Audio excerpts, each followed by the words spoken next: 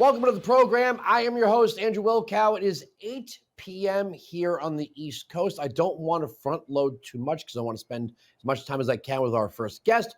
But let's get a look at Senate Minority Leader Mitch McConnell basically saying this so-called bipartisan border bill has no chance of becoming law.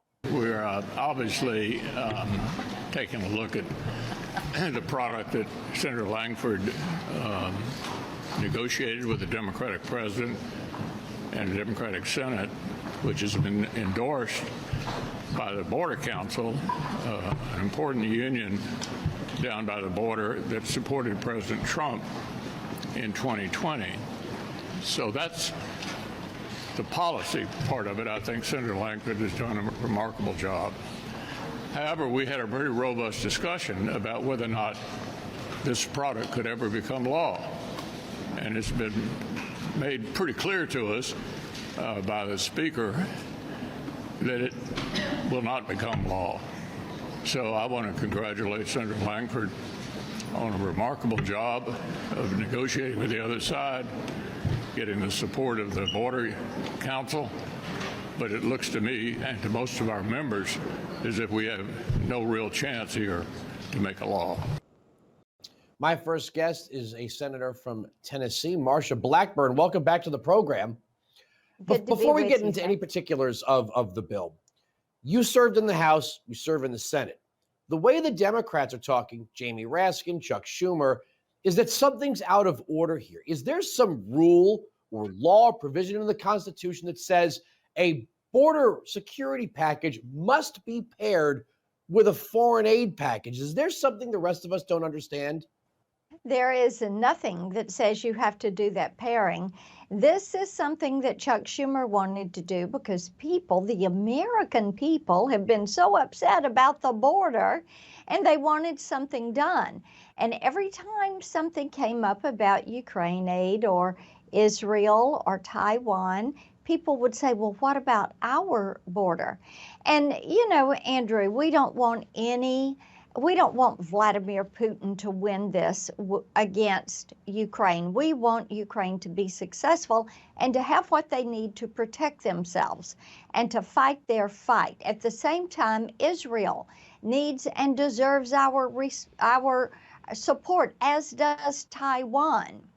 What we're looking at is 300,000 people that come across in 1 month across our southern border between the ports of entry, which is illegal immigration.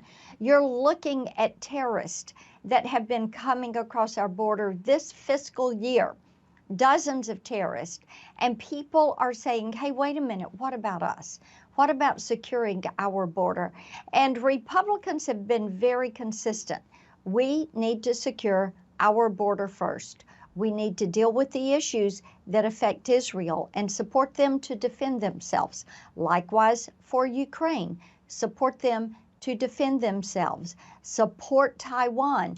Be sure that we are rebuilding our military base. But let's do the first things first. Let's make certain that the U.S. and our border is the priority in these discussions. I absolutely agree. But to be clear, there is no affront to House or Senate rules or the Constitution to have all of these packages voted on separately.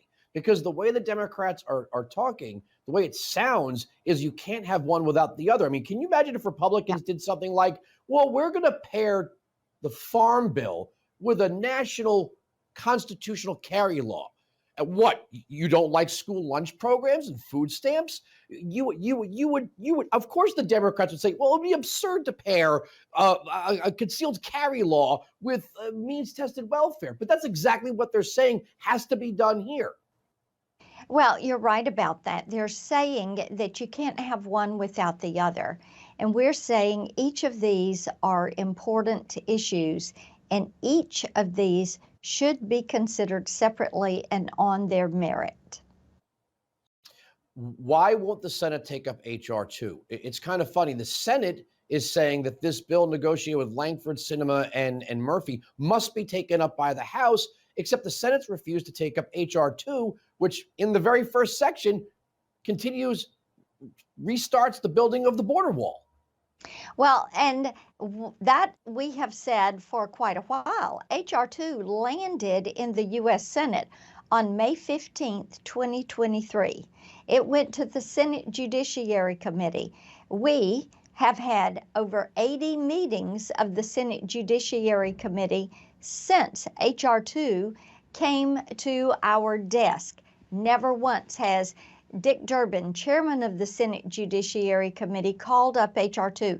Never once has he said, we are going to take H.R. 2, we're going to work from it, we're going to amend it, we're going to produce a Senate product, and we're going to send it back to the House.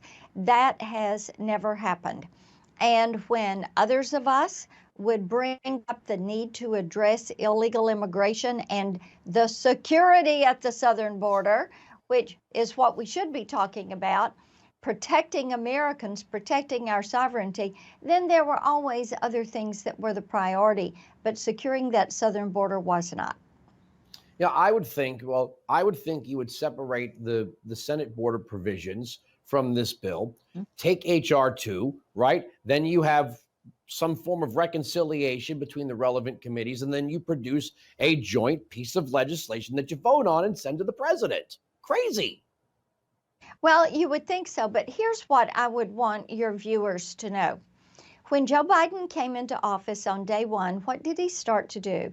He started to circumvent U.S. immigration law. Our laws are not broken. It is that we have a president who chooses to circumvent that law. Now, in his first 100 days, he took 94 executive actions that weaken immigration law or circumvent immigration law. 94 actions in 100 days. That tells me that Joe Biden has absolutely no intent of securing our southern border. His actions have been to open the border and to weaken immigration law. So that is his immigration policy. That is his border policy, because those are the actions he has taken. Well, that means no new laws are going to change anything. I'm out of time here. I thank you for joining us. We'll get you back soon. You got it. Take care. All right, Senator Marsha Blackburn. Coming up next is my argument. We'll come back.